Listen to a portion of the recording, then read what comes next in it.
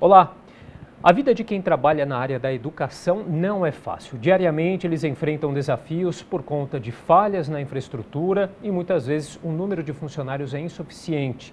Enquanto isso, profissionais capacitados que passaram em concursos públicos estão à espera da nomeação e vivem na incerteza se vão ingressar em suas atividades.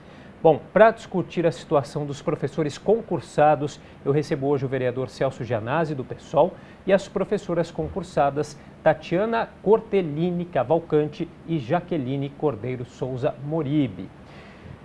Olá, muito obrigado pela presença. Para começar o programa, eu queria fazer a mesma pergunta para vocês três. Quais as principais dificuldades hoje na educação aqui no Brasil? Posso começar? Eu acho que hoje são a questão das salas muito cheias, a falta de valorização dos profissionais da educação, não só professores, mas toda a equipe de apoio que existe dentro da escola. Eu concordo com a Tatiana, eu acho que a escola, em geral, principalmente a escola pública, está sofrendo uma série de desmonte, que o governo vem aí atacando a gente tem que garantir o direito ao aluno.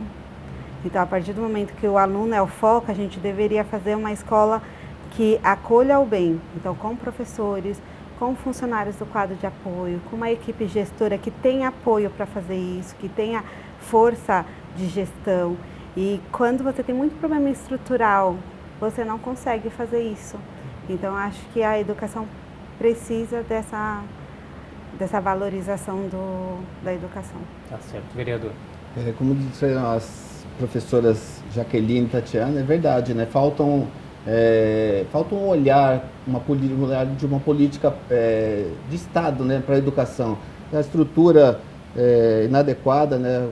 O quadro dos professores também, dos profissionais da educação é reduzido.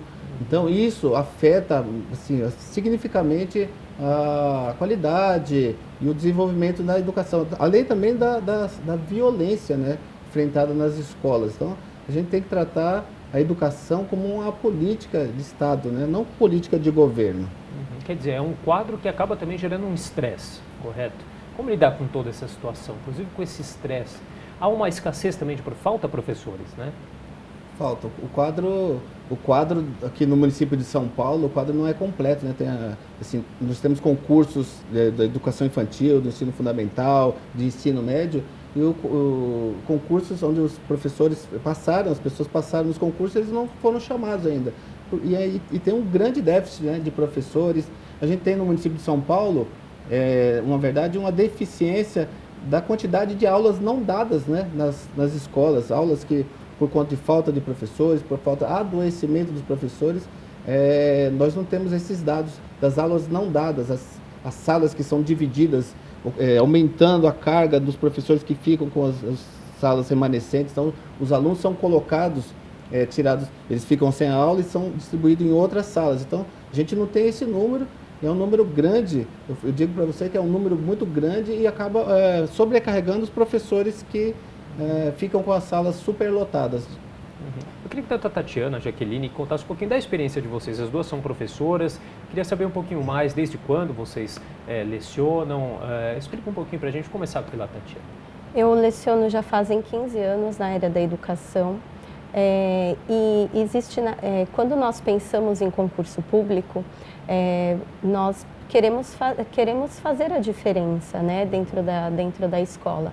Existe uma expectativa, né, dentro dessa carreira pública.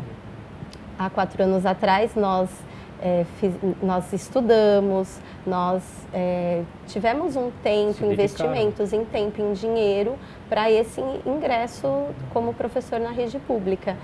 E depois desses 4 anos, o que a gente vê mesmo do governo é um descaso com todos nós que passamos no concurso, uma falta de organização, e eu acho que falta também clareza, porque eles disseram que seria 20 mil aprovados, que esses 20 mil seriam chamados, e não foi isso que aconteceu, não chegou nem à metade desse número.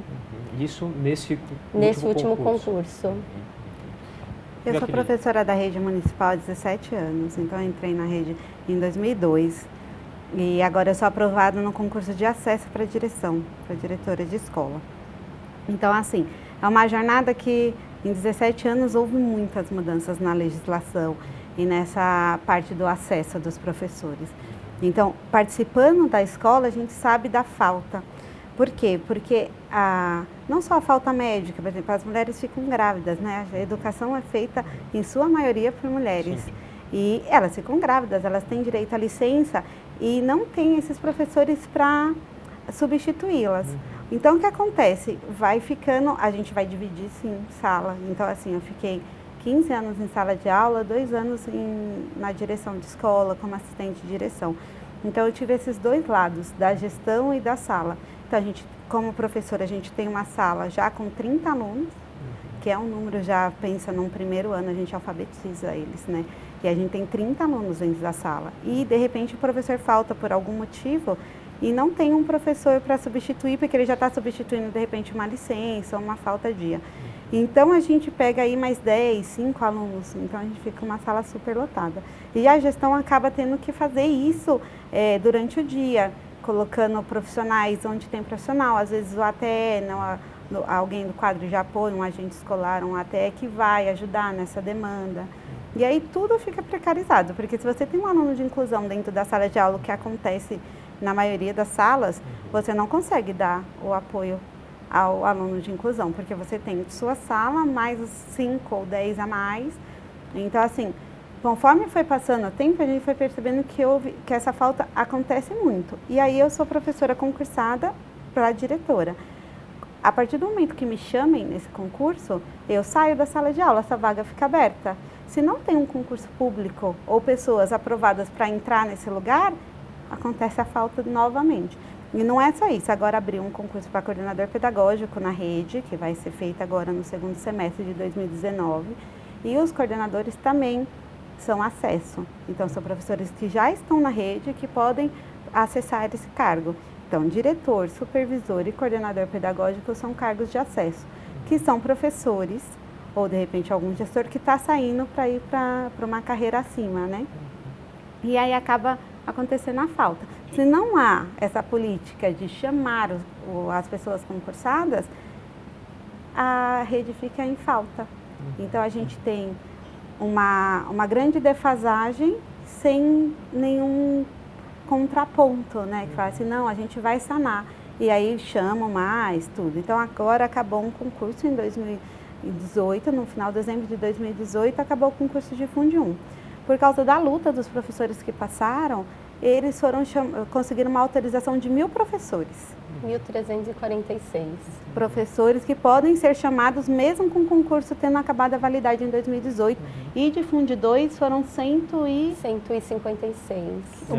O que é importante também a gente deixar bem claro é que sim, existe sim a preocupação, a expectativa, né, dos professores aprovados do concurso, né, expectativa de serem chamados, mas por outro lado também existe o olhar da administração olhando para as crianças que estão sem aulas, né? Porque não chamando os professores aprovados, a gente está com uma imensa, milhares de pessoas, milhares de crianças sem o direito fundamental à educação sendo respeitado aqui no município de São Paulo. Então, a política de educação, política pública séria, tem que olhar para esse lado também, olhar para as crianças que ficarão sem aulas se os professores não forem chamados, os aprovados não forem chamados nos respectivos concursos.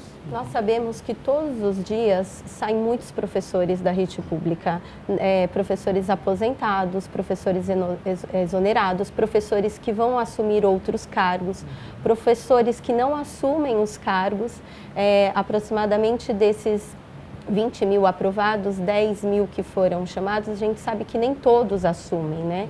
Então, existe sim um número muito grande de professores faltando. Então, quer dizer, eles têm professores que podem ser chamados nos concursos e por que a prefeitura não faz isso, né? Essa é a nossa questão, né? Assim, né? Cadê falta essa clareza de informação, né? Somente do prefeito, do governo. Eu queria que a Tatiana, dando sequência aqui, explicasse um pouquinho para a gente. Esses concursos, eles ocorrem com que frequência? Um pouquinho. Esses concursos, eles acontecem aproximadamente em torno de a cada 5 anos. Porque você faz um concurso, ele tem um prazo de 2 anos, depois eles ampliam esse prazo para mais 2 anos, né? Totalizando aí aproximadamente 5 anos. E é um período suficiente para suprir essa eu acho que se for bem organizado, ele consegue sim suprir essa necessidade, mas é como a gente tem falado, assim, né? Falta bastante clareza, né? Falta bastante organização, porque depende, se há 4 anos atrás ele disse que 20 mil seria o número de aprovar, ele precisava, a falta era 20 mil há 4 anos atrás, por que não foi chamado esses 20 mil até agora, nesses 5 anos que se encerrou? A Jaqueline ia falar um pouco. Então, eu acho que fora os professores de educação fundamental, né, que trabalham aí de primeiro da EMEI, que são as crianças de 4, 5 anos, e de Fundamental 1, que é de primeiro ao quinto, e depois Fundamental 2 também, tem um concurso que está para vencer agora, junto com o meu. O meu vai vencer um pouco depois, para a direção e para a supervisão, de professores concursados no SEI, que são Centros de Educação Infantil.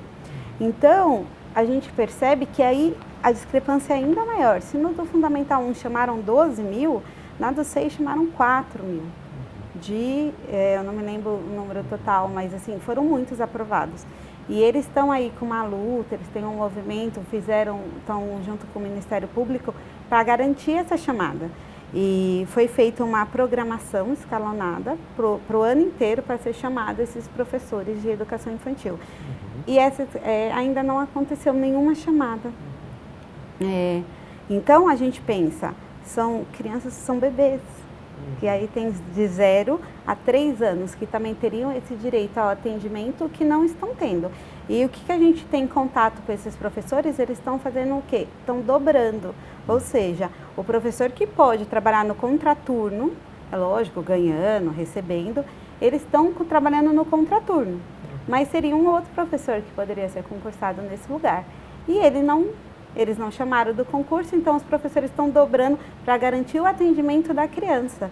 Só que aí pensa, eles estão trabalhando 2 cargos, né? Eles estão trabalhando 12 horas por dia. Então, dentro de uma sala de aula, cuidando das crianças. Né? Às vezes lotada.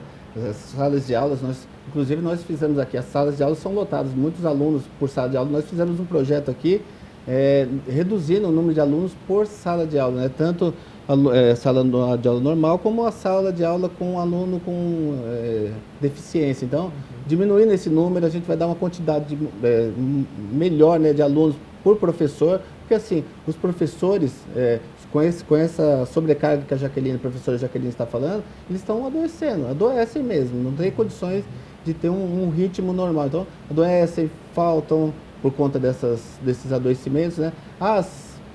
Na rede, a maioria dos professores são mulheres, né? Mais de 80% da rede é constituída de mulheres que engravidam, que cuidam das suas famílias, dos seus filhos também. Então, a gente tem que ter um número adequado também de alunos por sala de aula. Então, a gente faz essa luta aqui intensiva para que a educação seja tratada com mais seriedade, né? Com um olhar mais sensível aqui do prefeito Bruno Covas. Tá certo. Bom, a gente vai fazer nosso primeiro intervalo, daqui a pouquinho a gente volta. Fique com a gente.